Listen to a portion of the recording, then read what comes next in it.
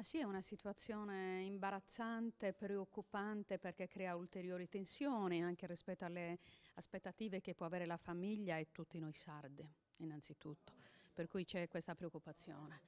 Speriamo che venga liberata, che sia già libera innanzitutto, però le ore passano e si crea ancora più confusione. Le notizie che arrivano dal Grande Sud la danno per essere libera. Addirittura stamattina intorno all'una sostenevano che fosse in aereo diretto a Bamako.